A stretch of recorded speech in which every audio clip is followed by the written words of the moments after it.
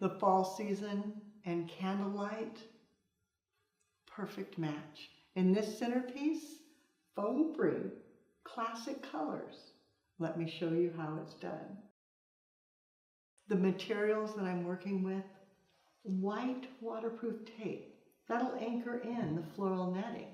Then placing it with flower food water, pre-mixed. Then I'll be adding in some glycerin preserved leaves. But notice how full and lush they are. When they come, they're wrinkled, they're horrible. But if you iron them, Tulip Tuesday tip, check it out. Then they are beautiful. The candles, using the battery operated lights, but this time tinting it with the Design Master Copper to give me the beautiful glow that I want for this arrangement. And then when I work with it, they light up just perfectly. If you've taken basic floral design, you know I often begin with the foliage, placing that in to get a nice central binding point, weaving it in,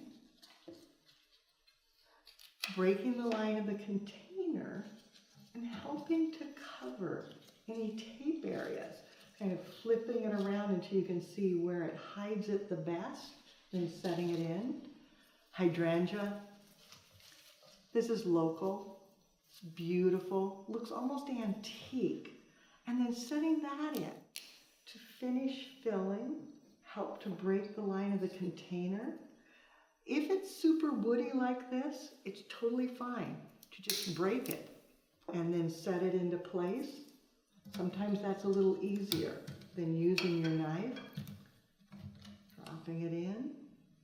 And a bit of the grain, just to give some movement. Placing it in. Everything I do following that central binding point and helping to break the line of the container. The soft peach of the Phoenix Rose is perfect to tuck in and brighten just a bit. And they open beautifully. So as this continues to age, it's going to look great for a very long time. Tucking it in, placing another one shadowed behind to add a little impact. And then Queen Anne's lace to get a bit of texture. And then a tiny bit of gomphrena to darken the color and add lightness. Tuck the round, and then as you work, turn it and add in on all sides so that you get a full round centerpiece. To place the candles, I'm going to use a candle stake that will extend them and also anchor it down into the floral netting so that it's stable.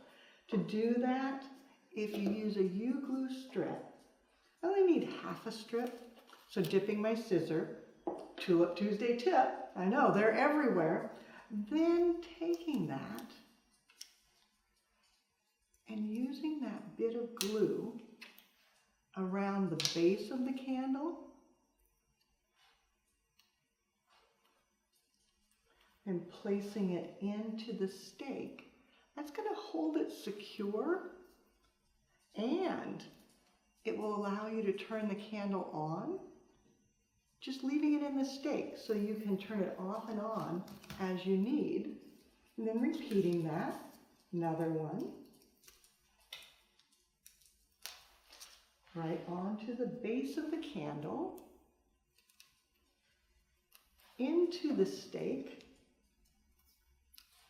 and then setting it in, knowing that you can turn it on, and then repeat. To finish, adding in a few of the fall leaves. And it's so wonderful. You can just give them a cut, use a pick machine, or you can wire and tape, and then setting down in. It picks up that copper hue from the container, bringing it upwards for a little more continuity, unity throughout. Just tucking it and placing it and repeat. The recipe, I started with the ruscus, 5 stems. And then the grain, 5 stems of sorghum. Then, moving on, we use the hydrangea, 5 stems, and then 7 stems of the phoenix rose for that soft peach, 9 of the Queen Anne's lace, and 10 of the gomphrena. Then lastly, tucking in 10 stems of the preserved leaves to pick up the copper from the container.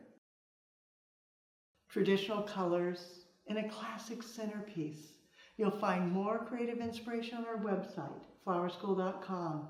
If you have questions, you can reach us through there. But now it's your turn. Create away, add some candlelight. Be sure to take a picture, post it on social media, and hashtag Floral Design Institute.